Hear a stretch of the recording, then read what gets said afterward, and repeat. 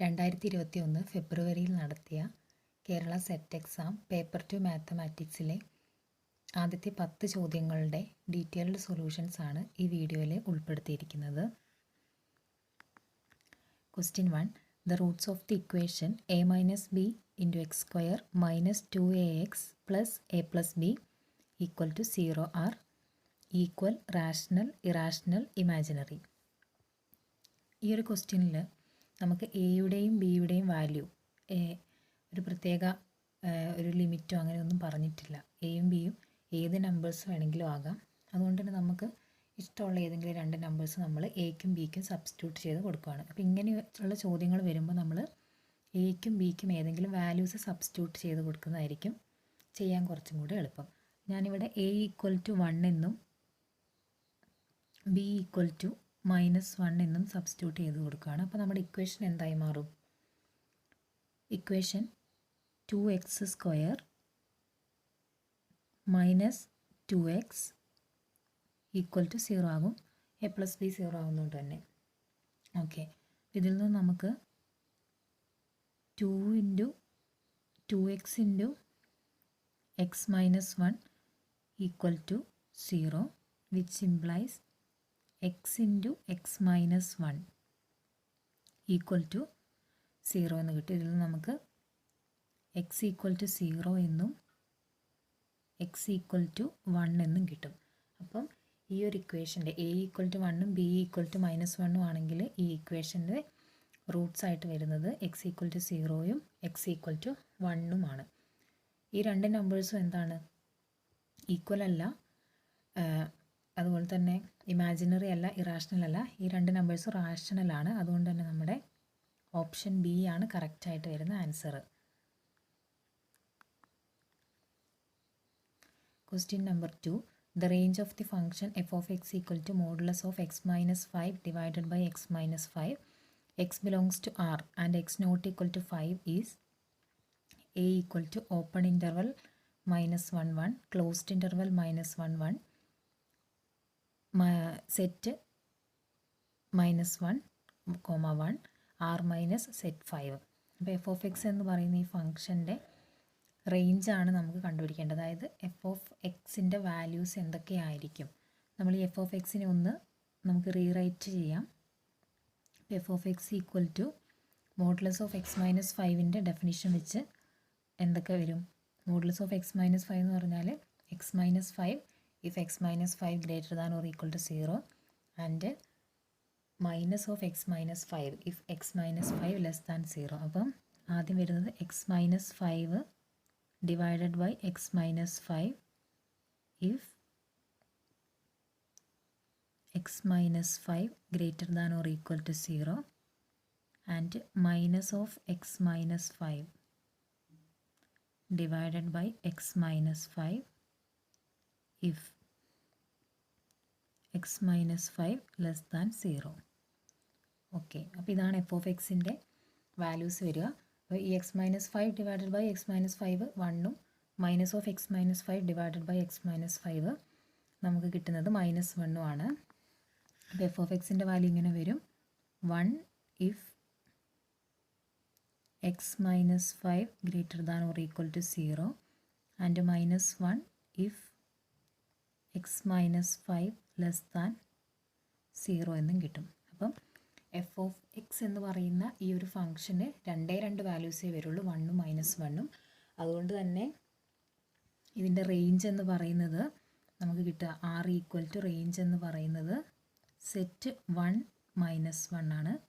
അപ്പോൾ നമ്മുടെ correct option എന്ന് പറയുന്നത് സി ആണ്. സി ആണ് കറക്റ്റായിട്ട് വരുന്ന ഓപ്ഷൻ. അടുത്ത question. If A straight line makes equal intercepts L on the axis and passes through the point 3 2, then the value of L is. ക്വസ്റ്റ്യനിൽ എന്താ പറയുന്നത്? ഒരു സ്ട്രേറ്റ് ലൈൻ ഈക്വൽ ഇൻ്റർസെപ്റ്റ്സ് ആണ് എക്സ് ആക്സിസുമായിട്ടും വൈ ആക്സിസുമായിട്ടും ഉണ്ടാക്കുന്നത്. അത് 3 2 എന്ന് പറയുന്ന പോയിന്റിലൂടെയാണ് കടന്നു പോകുന്നത്. അങ്ങനെയാണെങ്കിൽ എൽ എന്ന് പറയുന്ന ഇൻ്റർസെപ്റ്റിൻ്റെ വാല്യൂ എത്രയാണ് എന്നാണ് കണ്ടുപിടിക്കേണ്ടത്. ഓക്കെ, അപ്പം ഇത് എക്സ് ആക്സിസും വൈ ആക്സിസും ആണെങ്കിൽ ഇതാണ് സ്ട്രെയിറ്റ് ലൈൻ എന്ന് വിചാരിക്കുക. അപ്പം ഈ ഈക്വൽ ഇൻ്റർസെപ്റ്റ്സ് ആണ് ഉണ്ടാക്കുന്നത്. അപ്പോൾ രണ്ട് ഒറിജിനിൽ നിന്നുള്ള ആ ഡിസ്റ്റൻസ്, അതായത് ഈ ലൈൻ എക്സ് ആക്സിസിനെയും വൈ ആക്സിസിനെയും ക്രോസ് ചെയ്യുന്ന ആ ഒരു ഡിസ്റ്റൻസ് എന്ന് പറയുന്നത് L ആയിരിക്കും. അതുപോലെ തന്നെ ഈ ഒരു പോയിൻറ്റിനെ ഞാൻ എ എന്ന് വിളിച്ചു, അത് 0L ആയിരിക്കും. അതുപോലെ തന്നെ ബി എന്ന് വിളിച്ച്, ഈ ബി എന്ന് പറയുന്ന പോയിൻറ്റ് L,0 ആയിരിക്കും. ഇനി ക്വസ്റ്റ്യനിൽ ഒരു കാര്യം തന്നിട്ടുണ്ട്, ഈ സ്ട്രെയിറ്റ് ലൈൻ 3,2 എന്ന് പറയുന്ന ഒരു പോയിൻറ്റിലൂടെയാണ് കടന്നു പോകുന്നത്. അപ്പോൾ ഞാൻ പോയിൻറ്റിനെ C32 എന്ന് വിളിച്ചു. ഇനി നമുക്കൊരു കാര്യം അറിയാം, ഈ 3 പോയിൻറ്റ്സ് എ ബി സി, ഈ 3 പോയിൻറ്റ്സ് ഒരേ ലൈനിലാണ്. അതുകൊണ്ട് തന്നെ ഈ എ സി എന്ന് പറയുന്ന ലൈനിൻ്റെ സ്ലോപ്പും സി ബി എന്ന് പറയുന്ന ലൈനിൻ്റെ സ്ലോപ്പും ഈക്വലാണ്. അപ്പം ഞാൻ എ സി എന്ന് പറയുന്ന ആ ലൈനിൻ്റെ സ്ലോപ്പിനെ MAC എന്ന് വിളിച്ചു. അതുപോലെ തന്നെ സി ബി എന്ന് പറയുന്ന ലൈനിൻ്റെ സ്ലോപ്പിനെ MCB എന്ന് വിളിച്ചു. അപ്പോൾ ഇത് രണ്ടും ഈക്വലാണ്, കാരണം ഈ 3 പോയിൻറ്റ്സും ഒരൊറ്റ ലൈനിലാണുള്ളത്. അപ്പം AC എന്ന് പറയുന്ന ലൈനിൻ്റെ സ്ലോപ്പ് എങ്ങനെയാണ് കണ്ടുപിടിക്കുക?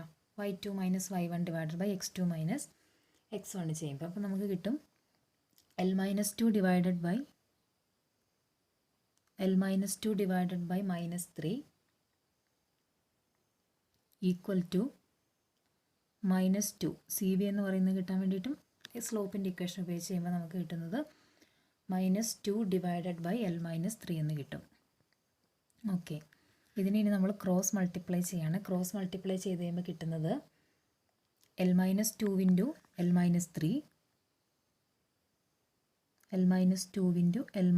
3 ഈക്വൽ ടു 6 എന്ന് കിട്ടും. ഇത് മൾട്ടിപ്ലൈ ചെയ്ത് കഴിയുമ്പോൾ നമുക്ക് കിട്ടുന്നത് L² - 5L plus 6 equal to 6, which implies L² minus 5L equal to 0 എന്ന് കിട്ടും, which implies L into L minus 5 equal to 0. ഇതിൽ നിന്നും L equal to 0 എന്നും L equal to 5 എന്നും കിട്ടും. നമ്മളോട് L എന്തായിരുന്നു ക്വസ്റ്റ്യനിൽ തന്നിട്ടുള്ളത്? L എന്ന് പറഞ്ഞാൽ ഇൻ്റർസെപ്റ്റ്സ് ആണ്, എക്സ് ഇൻ്റർസെപ്റ്റും വൈ ഇൻ്റർസെപ്റ്റും ആണ്. അപ്പോൾ അതൊരിക്കലും 0 ആവാൻ പറ്റില്ല. അതുകൊണ്ട് തന്നെ നമ്മുടെ കറക്റ്റ് ഓപ്ഷൻ D ആണ്.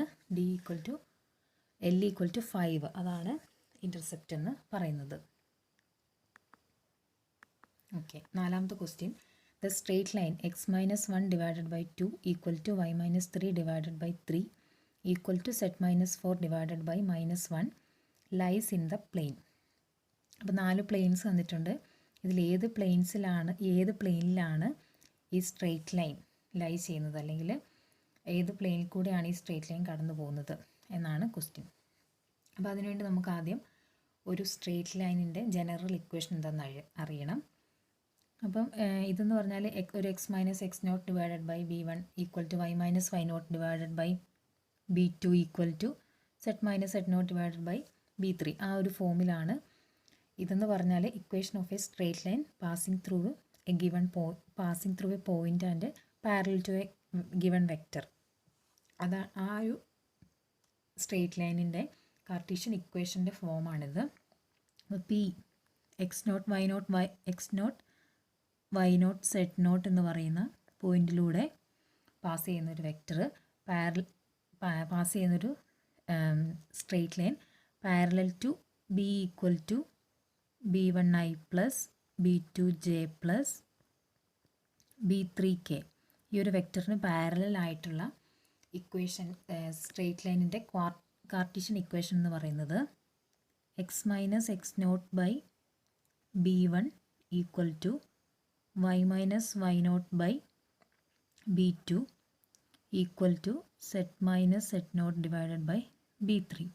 ഓക്കെ, അപ്പോൾ ഈ ഒരു ഇക്വേഷൻ നമുക്ക് ക്വസ്റ്റ്യനിൽ തന്നിട്ടുള്ള സ്ട്രെയിറ്റ് ലൈനിൻ്റെ ഇക്വേഷനായിട്ട് നമ്മൾ ഒന്ന് കമ്പയർ ചെയ്ത് നോക്കുമ്പോൾ നമുക്ക് x0 ഈക്വൽ ടു 1 എന്നും y0 ഈക്വൽ ടു 3 എന്നും z0 ഈക്വൽ ടു 4 എന്നും കിട്ടും. അപ്പോൾ നമ്മുടെ ആ പോയിൻ്റ് P എന്ന് പറയുന്ന പോയിൻ്റ് എന്താണ് വരിക? 1, 3, 4 ആയിരിക്കും. അപ്പം ഈ പോയിന്റിലൂടെയാണ് ആ സ്ട്രെയിറ്റ് ലൈൻ പാസ് ചെയ്യുന്നത്.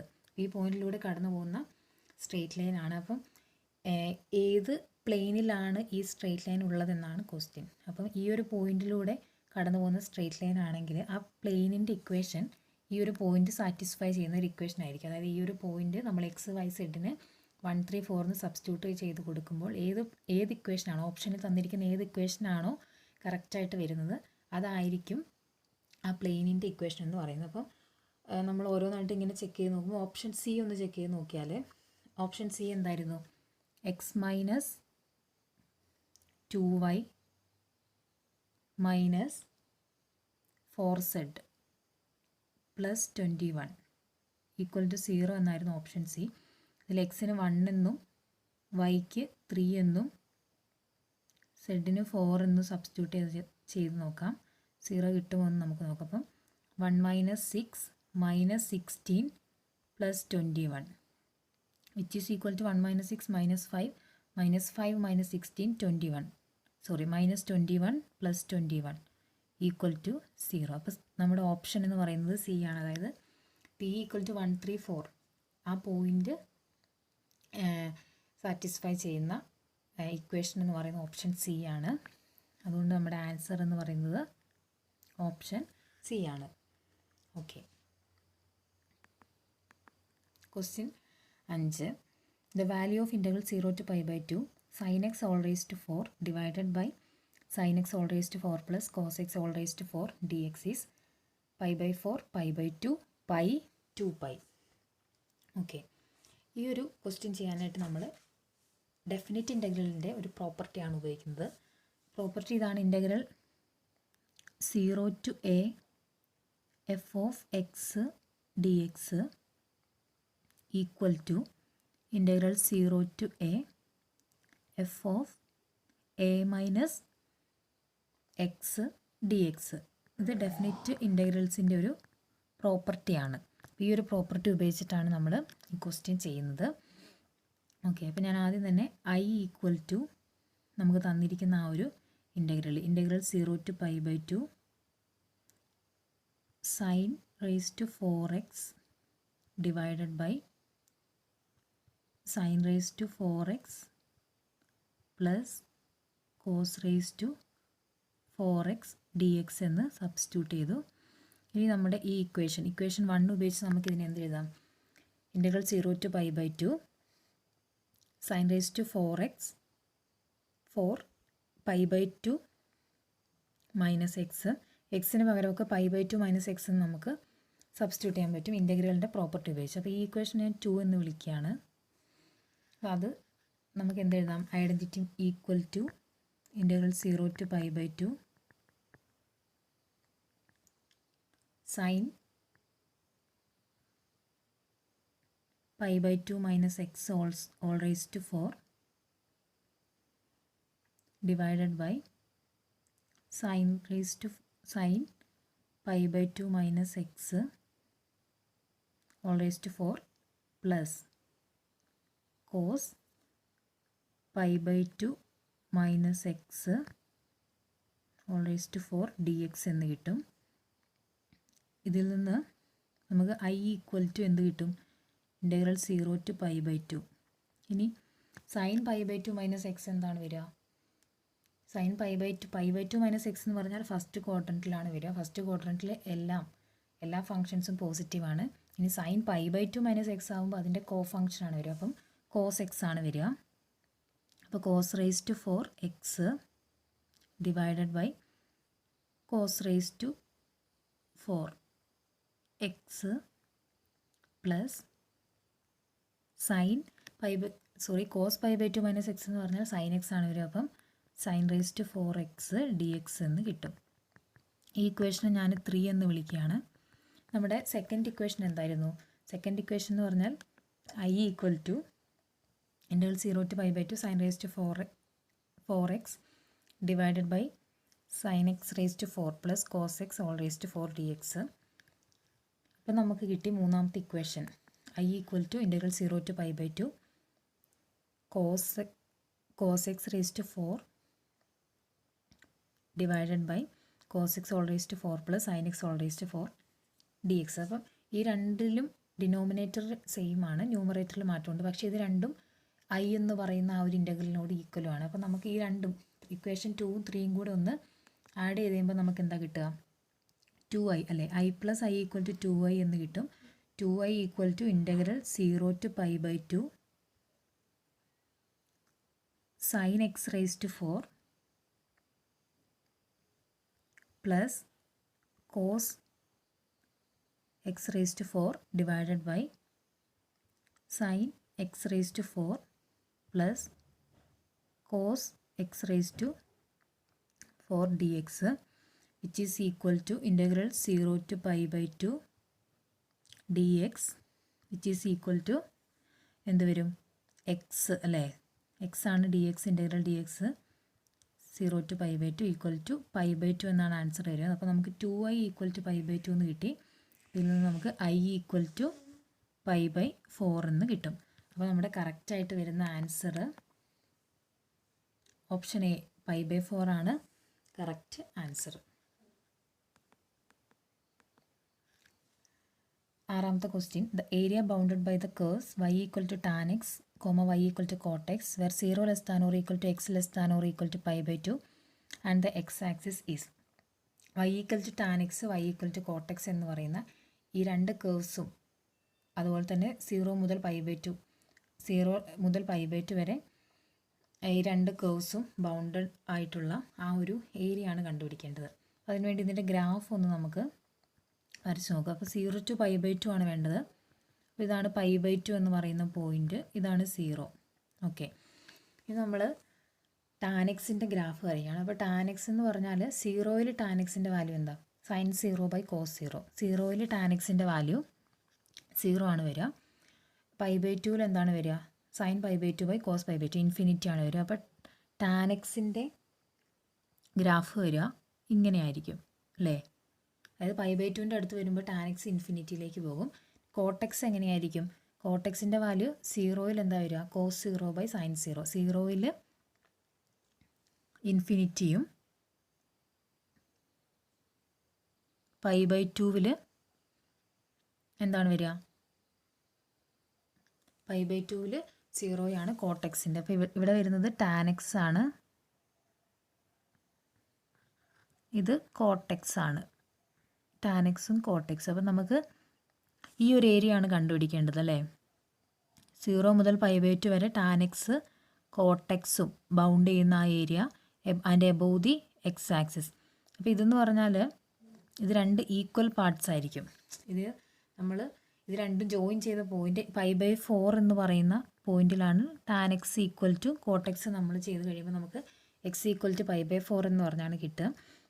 അപ്പോൾ X equal to pi by 4ൽ നമ്മൾ പൈ ആക്സിസിന് പാരലായിട്ടൊരു ലൈൻ വരച്ചാൽ ഈ ഏരിയയെ രണ്ട് ഈക്വൽ പാർട്സ് ആയിട്ട് ഡിവൈഡ് ചെയ്യുന്നുണ്ട്. അപ്പോൾ നമുക്ക് എന്ത് ചെയ്താൽ മതി, 0 മുതൽ പൈ ബൈ 4 വരെ ടാൻ എക്സ് എന്ന് പറയുന്ന ഈ കർവിൻ്റെ അടിയിലേക്കുള്ള ഫങ്ഷൻ അല്ലെങ്കിൽ ആ ടാൻ എക്സിൻ്റെ അടിയിലേക്കുള്ള ഏരിയ കണ്ടുപിടിച്ച് അതിനെ 2 വെച്ച് മൾട്ടിപ്ലൈ ചെയ്താൽ നമുക്ക് ആൻസർ കിട്ടും.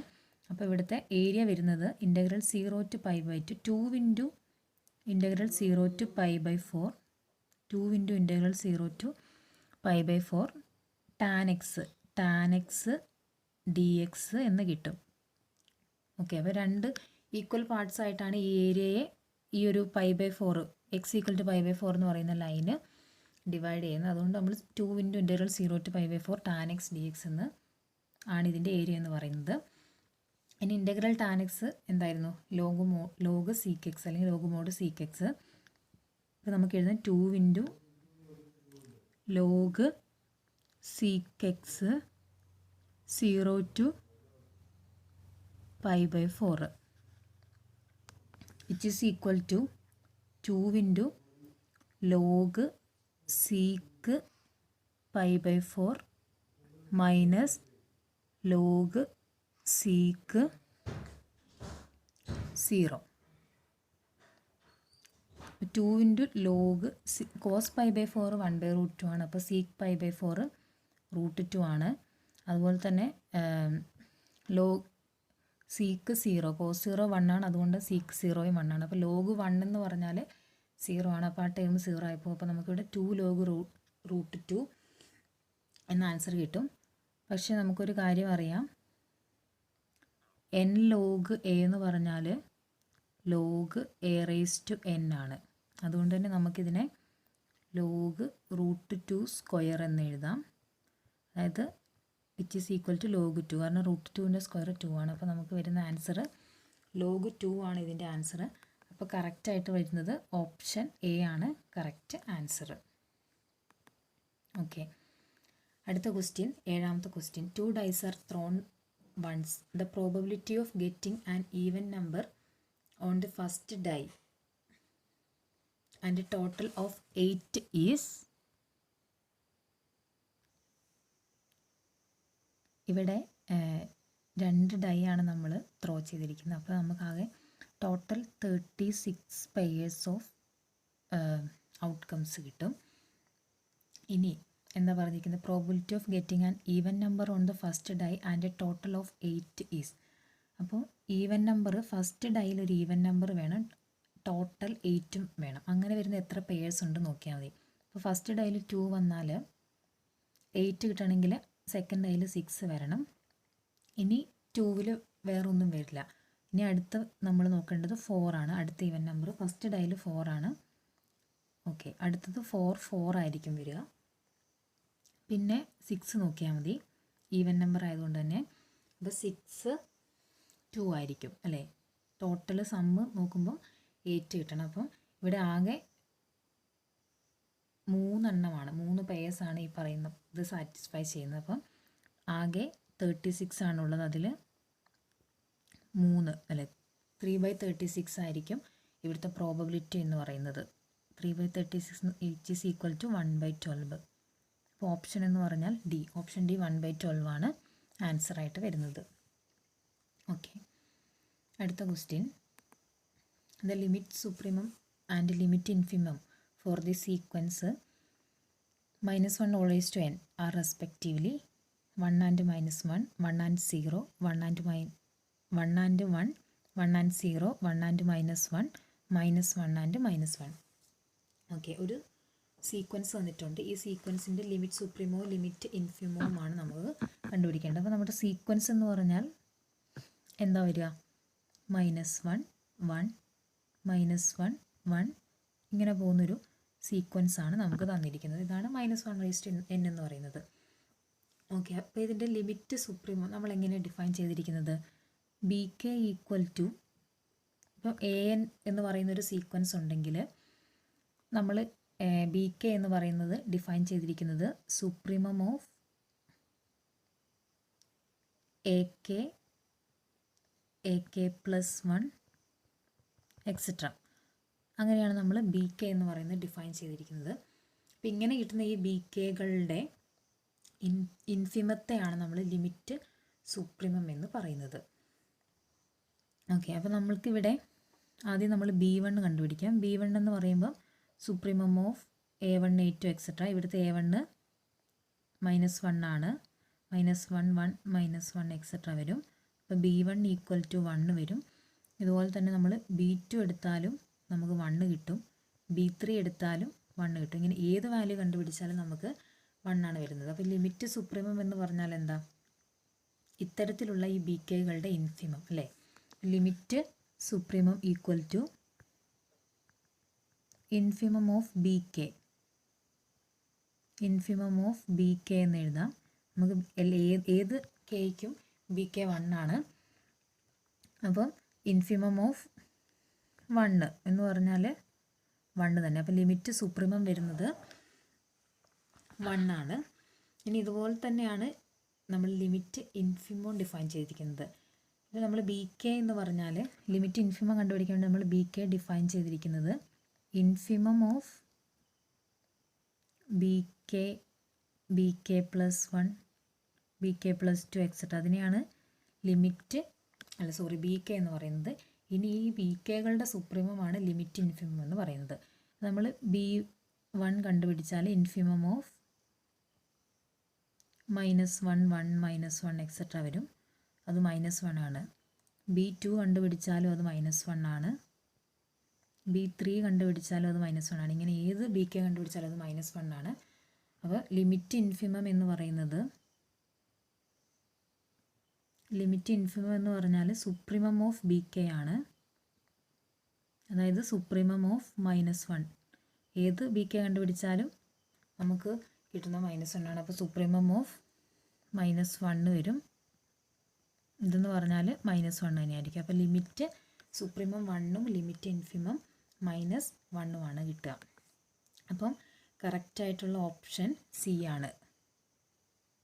സി ആണ് കറക്റ്റായിട്ടുള്ള ഓപ്ഷൻ വരിക. ഓക്കെ, അടുത്ത question. The series summation n equal to 1 to infinity n factorial divided by n plus 1 all raised to n into x raised to n, where x greater than 0 is convergent if x greater than e, x greater than or equal to e, x less than or equal to e, x less than e. ഈ തന്നിരിക്കുന്ന series എപ്പോഴാണ് convergent ആവുക, ഏത് എക്സിൻ്റെ ഏത് വാല്യൂസിനാണ് convergent ആവുക എന്നാണ് നമുക്ക് കണ്ടുപിടിക്കേണ്ടത്. അപ്പം നമ്മളിവിടെ ഉപയോഗിക്കുന്നത് റേഷ്യോ ടെസ്റ്റാണ്. ഒരു സീരീസ് കൺവേർജ് ചെയ്യുമെങ്കിൽ അല്ലെങ്കിൽ കൺവേർജ് ചെയ്യാൻ വേണ്ടിയിട്ട് റേഷ്യോ ടെസ്റ്റ് ഉപയോഗിച്ചിട്ട് എന്താണ് അവിടുത്തെ കണ്ടീഷൻ നമുക്കറിയാം അല്ലേ. സിഗ്മ എക്സ് എൻ എന്ന് പറയുന്ന ഈ സീരീസ് കൺവേർജ് ചെയ്യണമെങ്കിൽ റേഷ്യോ ടെസ്റ്റ് അനുസരിച്ച് limit n tends to infinity modulus of X N plus 1 divided by X n, ഇത് ലെസ് ദാൻ 1 ആണെങ്കിൽ ഈ ഒരു series sigma summation n equal to 1 to infinity x n എന്ന് പറയുന്ന ഈ ഒരു സീരീസ് കൺവേർജ് ചെയ്യും. അപ്പം നമുക്കിവിടെ എന്താണ് എക്സ് എൻ ആയിട്ടുള്ളത് ഏതാണ്, nth, അതായത് n factorial divided by n plus 1 whole raise to n into X raise to n, അതാണ് ഇവിടുത്തെ എക്സ് എൻ. അപ്പോൾ നമ്മൾ limit n tends to infinity modulus of X N plus 1 by X N കണ്ടുപിടിക്കുമ്പോൾ വരുന്നത് എന്താണ്, n plus 1 factorial divided by n plus 2 whole raise to n plus 1, n plus 2 whole raise to n plus 1 into X raise to n plus 1 into n plus 1 whole raise to n divided by n factorial x raised to n. ഓക്കെ, ഇതിൽ നിന്ന് നമുക്ക് ഈ x raise to n ക്യാൻസലായി പോവും. അതുപോലെ തന്നെ അപ്പോൾ നമുക്ക് ബാക്കി കിട്ടുന്നത് limit n tends to infinity which is equal to limit n tends to infinity limit n tends to infinity n plus 1 into n plus 1 all raised to n വരും. അതായത് n plus 1 raised to n plus 1 divided by n plus 2 raised to n plus 1 into modulus of X ആണ് വരിക. പക്ഷെ നമുക്കൊരു കാര്യം അറിയാം, question തന്നിട്ടുണ്ട് X greater than 0 ആണെന്ന്. അപ്പോൾ മോഡ് എക്സ് എന്തായാലും greater than 0, X greater than 0 ആയതുകൊണ്ട് തന്നെ മോഡ് എക്സ് എന്ന് പറയുന്നാൽ എക്സ് ആയിരിക്കും. നമുക്ക് അടുത്ത സ്റ്റെപ്പിൽ എഴുതാം ഇതിനെ. Limit n tends to infinity n plus 1 by n plus 2 whole raise to n plus 1 into x എന്ന് നമുക്ക് എഴുതാം. ഇനി നമുക്ക് ഈ ലിമിറ്റിൻ്റെ വാല്യൂ ആണ് കണ്ടുപിടിക്കേണ്ടത്. അതിന് വേണ്ടിയിട്ട് ഈ n പ്ലസ് 1നെ which is equal to limit n tends to infinity, ഈ n പ്ലസ് 1നെ n plus 2 minus 1 divided by n plus 2 എന്ന് എഴുതി whole raise to n plus 1 into X. Okay, ഇതിനെ നമുക്ക് ഒന്നും കൂടെ റീഅറേഞ്ച് ചെയ്ത് എഴുതുമ്പോൾ കിട്ടുന്നത് ഇങ്ങനെയാണ്. It is equal to X into limit n tends to infinity 1 minus 1 by n plus 2 whole raise to n plus 1 എന്ന് കിട്ടും. ഓക്കെ, ഇനി നമുക്കൊരു കാര്യം പറയാം. Limit n tends to infinity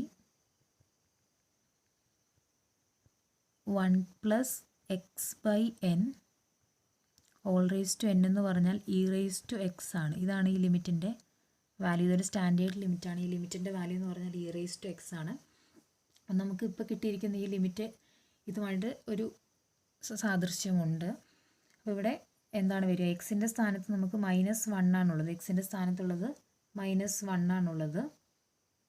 അതുകൊണ്ട് തന്നെ ഈ ലിമിറ്റിൻ്റെ വാല്യൂ എന്ന് പറഞ്ഞാൽ e⁻−1 ആയിരിക്കും. e⁻xന് പകരം e⁻−1 ആയിരിക്കും. അതായത് ലിമിറ്റിൻ്റെ വാല്യൂ x/e ആണ് നമുക്ക് കിട്ടുക. റേഷ്യോ ടെസ്റ്റ് ഉപയോഗിച്ച് ഈ ലിമിറ്റ് അതായത് ഈ x/e<1 ആണെങ്കിലാണ് ഈ സീരീസ് കൺവേർജ് ചെയ്യുക. അപ്പോൾ x/e<1 എന്ന് പറഞ്ഞാൽ x<e. ഓക്കെ, അപ്പോൾ x(e) ആകുമ്പോഴാണ് ഈ ഒരു സീരീസ് കൺവേർജ് ചെയ്യുക. അപ്പോൾ നമ്മുടെ കറക്റ്റ് ഓപ്ഷനായിട്ട് വരുന്നത് ഓപ്ഷൻ ഡി ആണ്, x(e). അതാണ് നമ്മുടെ കറക്റ്റ് ഓപ്ഷൻ. ഓക്കെ, 10ാമത്തെ question. Let f(x) = 1 for x = 1/5, 2/5, 3/5, 4/5 and f(x) = 0 elsewhere on closed interval 0, 1. Then option A, f is Riemann integrable on closed interval 0, 1 and integral 0 to 1 f = 4. Option B, f is Riemann integrable on closed interval 0, 1 and integral 0 to 1 f = 0. Option C, f is Riemann integrable on closed interval 0, 1 and integral 0 to 1 f = 9/5. Option D, f is not Riemann integrable on closed interval 0, 1. ഇവിടെ നമുക്ക് ഈ F എന്ന് പറയുന്ന function റീമാൻ integrable ആണോ അല്ലയോ എന്നാണ് check ചെയ്യേണ്ടത്. അപ്പോൾ അതിന് വേണ്ടിയിട്ട് നമ്മൾ റീമാൻ ഇൻ്റഗ്രൽസിൻ്റെ ഡെഫിനിഷൻ തന്നെയാണ് ഉപയോഗിക്കുന്നത്. എങ്ങനെയാണ് നമ്മൾ റീമാൻ ഇൻ്റഗ്രൽസ് ഡിഫൈൻ ചെയ്തത്, അപ്പോൾ ആ ഒരു കാര്യം ഉപയോഗിച്ച് തന്നെയാണ് ഇത് റീമാൻ ഇൻ്റഗ്രബിൾ ആണോ അല്ലയോ എന്ന് പ്രൂവ് ചെയ്യാനായിട്ട് പോകുന്നത്. അപ്പം റീമാൻ ഇൻ്റഗ്രൽസ് ഡിഫൈൻ ചെയ്തപ്പോൾ നമ്മൾ ആദ്യം തന്നെ നമ്മുടെ ക്ലോസ്ഡ് ഇൻ്റർവൽ എ ബി ആണെങ്കിൽ, അല്ലെങ്കിൽ ഇവിടെ ക്ലോസ്ഡ് ഇൻ്റർവൽ 0, 1 ആണ്. അപ്പോൾ അതിൻ്റെ ഒരു പാർട്ടീഷൻ പി എന്ന് പറയുന്ന ഒരു പാർട്ടീഷൻ എടുത്തു. പി എന്ന് പറയുന്ന partition x0, x1 etcetera xn = 1. Closed interval 0, 1ൻ്റെ ഒരു പാർട്ടീഷനാണ് പി. ഇനി നമ്മൾ അപ്പർ റീമാൻ സമ്മും ലോവർ റീമാൻ സമ്മും ഡിഫൈൻ ചെയ്യാണ്. അപ്പം അപ്പർ റീമാൻ സം UPF = എന്തായിരുന്നു, summation i = 1 to n capital MI delta XI. ഈ ക്യാപിറ്റൽ MI എന്തായിരുന്നു, ഓരോ സബ് ഇൻ്റർവൽ ഉണ്ടല്ലേ. ഇപ്പോൾ x0, x1 നമ്മൾ ഈ ക്ലോസ്ഡ് ഇൻ്റർവൽ 0, 1നെ കുറേ സബ് ഇൻ്റർവൽസ് ആയിട്ട് തിരിച്ചു. അപ്പോൾ ക്ലോസ്ഡ് ഇൻ്റർവൽ 0, 1നെ കുറേ ചെറിയ ചെറിയ സബ് ഇൻ്റർവൽ ആയിട്ട് തിരിച്ച് ഓരോ സബ് ഇൻ്റർവെല്ലിലും ഈ എഫ് എന്ന് പറയുന്ന ഫംഗ്ഷൻ്റെ സുപ്രീമം വാല്യൂ ആണ്, അല്ലെങ്കിൽ മാക്സിമം വാല്യൂ ആണ് നമ്മൾ ക്യാപിറ്റൽ MI ആയിട്ട് എടുക്കുന്നത്. ഇനി LPF നമ്മൾ ഡിഫൈൻ ചെയ്യാണ്, lower Riemann sum. LPF = summation i = 1 to n small MI × delta XI. ഇവിടെ നേരത്തെ നമ്മൾ ക്യാപിറ്റൽ MI എന്ന് പറഞ്ഞാൽ ഓരോ സബ് ഇൻ്റർവെല്ലിൽ, അപ്പോൾ XI എന്ന് പറയുന്ന അല്ലെങ്കിൽ xi-1 XI എന്ന് പറയുന്ന ആ സബ് ഇൻ്റർവെല്ലിലെ എഫ് എന്ന് പറയുന്ന ഫംഗ്ഷൻ്റെ മാക്സിമം വാല്യൂ ആയിരുന്നു ക്യാപിറ്റൽ MI ഡിഫൈൻ ചെയ്തത്. അതുപോലെ തന്നെ ഇവിടെ സ്മോൾ MI എന്ന് പറഞ്ഞാൽ xi-1, XI എന്ന് പറയുന്ന ആ ചെറിയ സബ് ഇൻ്റർവെല്ലിലെ എഫ് എന്ന് പറയുന്ന ഫംഗ്ഷൻ്റെ ഇൻഫിമം വാല്യൂ അല്ലെങ്കിൽ മിനിമം വാല്യൂ, അതാണ് സ്മോൾ MI എന്ന് പറയുന്നത്. അപ്പോൾ summation i = 1 to n MI delta XI ചെയ്യുമ്പോൾ നമുക്ക് LPF കിട്ടും. ഇനി നമ്മൾ അപ്പർ റീമാൻ ഇൻ്റഗ്രൽ ഡിഫൈൻ ചെയ്യുന്നത് എങ്ങനെയാണ്, അപ്പർ റീമാൻ ഇൻ്റഗ്രൽ എന്ന് പറഞ്ഞാൽ infimum taken over all partitions of closed interval 0, 1 supremum of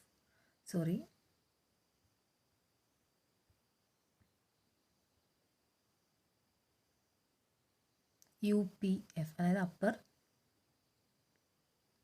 upper Riemann സമ്മിൻ്റെ infimum taken over all partitions of P. അതുപോലെ തന്നെ lower Riemann integral, upper Riemann ഇൻ്റഗ്രലും lower Riemann integral define ചെയ്തിരിക്കുന്നത് supremum over P LPF ഇങ്ങനെ കണ്ടുപിടിക്കുന്ന ഈ lower സമ്മിൻ്റെ supremum taken over all partitions of B. ഇതാണ് അപ്പർ റീമാൻ ഇൻ്റഗ്രലും ലോവർ റീമാൻ ഇൻ്റഗ്രലും. ഇനി ഇത് രണ്ടും ഈക്വൽ ആവുകയാണെങ്കിൽ നമ്മൾ പറയും ഈ ഫംഗ്ഷൻ റീമാൻ ഇൻ്റഗ്രബിൾ ആണ്. ഈക്വൽ അല്ലെങ്കിൽ ഈ ഫംഗ്ഷൻ റീമാൻ ഇൻ്റഗ്രബിൾ അല്ല. ഓക്കെ, അപ്പോൾ നമ്മൾ ക്ലോസ്ഡ് ഇൻ്റർവൽ 0,1ൻ്റെ ഒരു പാർട്ടീഷൻ പി എടുത്തു. x0 x1 എക്സെട്ര xn എന്ന് പറയുന്നൊരു പാർട്ടീഷൻ നമ്മൾ എടുത്തു. ഇത് നമ്മൾ LPFും UPFും കണ്ടുപിടിക്കുകയാണ്. LPF എന്ന് പറഞ്ഞാൽ എന്തായിരുന്നു? Lower Riemann sum which is equal to summation i equal to 1 to n mi delta xi അല്ലേ. നമുക്ക് നമ്മുടെ ഫങ്ഷൻ ഇതായിരുന്നു. f(x) equal to 1 for x equal to f(x) equal to 1 for x equal to 1/5, 2/5, 3/5 and 4/5 and 0 elsewhere on closed interval 0,1. അപ്പം ഈ partition വളരെ ചെറുതാക്കി എടുത്താലും ഏത് പാർട്ടീഷൻ എടുത്താലും നമുക്ക് mi എന്ന് പറഞ്ഞാൽ എന്തായിരുന്നു? ഇൻഫിമം ആയിരുന്നു. ഈ ഫംഗ്ഷൻ്റെ ഇൻഫിമം വാല്യൂ എന്ന് പറഞ്ഞാൽ എപ്പോഴും 0 ആയിരിക്കും. അതുകൊണ്ട് തന്നെ LPF നമുക്ക് എപ്പോഴും 0 ആയിട്ട് കിട്ടും. ഇനി UPF നമ്മൾ ഡിഫൈൻ ചെയ്തിരിക്കുന്നത് summation i equal to 1 to n capital mi delta xi എന്നായിരുന്നു. ഇനി ഈ ഫംഗ്ഷൻ്റെ വാല്യൂ അല്ലേ 1/5, 2/5, 3/5, 4/5 ഈ പോയിൻറ്റ്സിൽ ഫംഗ്ഷൻ്റെ വാല്യൂ 1 ആണ്. അപ്പോൾ നമ്മൾ ഏതെങ്കിലും ഒരു പാർട്ടീഷൻ എടുത്ത് കഴിയുമ്പോൾ പി എന്ന് പറയുന്ന പാർട്ടീഷനിൽ ആദ്യത്തെ 5 സബ് ഇൻ്റർവെല്ലിലാണ് 1/5, ആദ്യത്തെ സബ് ഇൻ്റർവെല്ലിൽ 1/5, അടുത്തതിൽ 2/5, അടുത്തതിൽ 3/5, അടുത്തതിൽ 4/5. ഈ പോയിൻ്റ് ആ സബ് ഇൻ്റർവെല്ലിലാണെങ്കിൽ എന്താ വരിക? അവിടെയൊക്കെ ഈ ഫംഗ്ഷൻ്റെ വാല്യൂ എന്ന് പറഞ്ഞാൽ സുപ്രീമം വാല്യൂ എന്ന് പറഞ്ഞാൽ 1 ആയിരിക്കും. ബാക്കിയുള്ളിടത്തൊക്കെ 0 ആയിരിക്കും. അപ്പം നമുക്ക് എന്ത് കിട്ടും? Delta x1 plus delta x2 plus delta x3 plus delta x4. കാരണം ഈ ആദ്യത്തെ 4 ഇൻ്റർവെല്ലിലാണ് ഫംഗ്ഷൻ ഈ പോയിൻറ്റ്സ് വരുന്നത്. 1/5, 2/5, 3/5, 4/5 എന്ന് വിചാരിച്ചോ.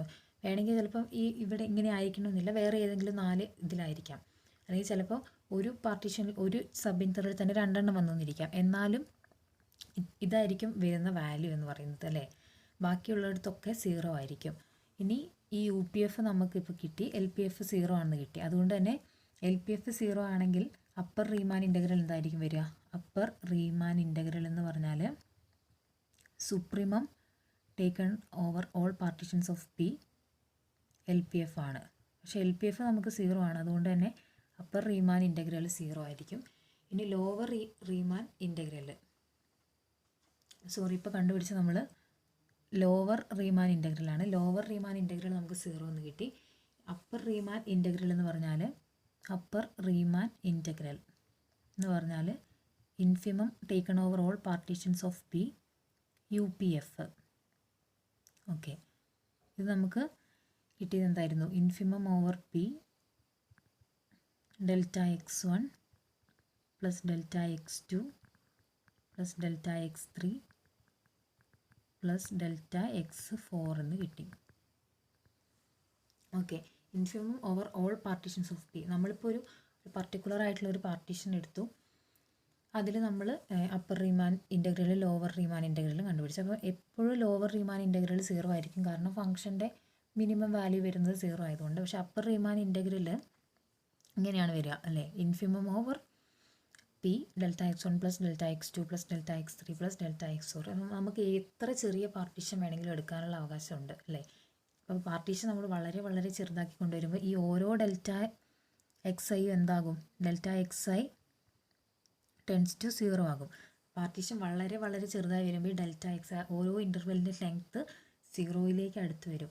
അതുകൊണ്ട് തന്നെ നമുക്ക് ഇത് ഓരോന്നും എന്തായി മാറും? 0യിലേക്ക് ടെൻഡ് ചെയ്യുമെന്ന് പറയാം.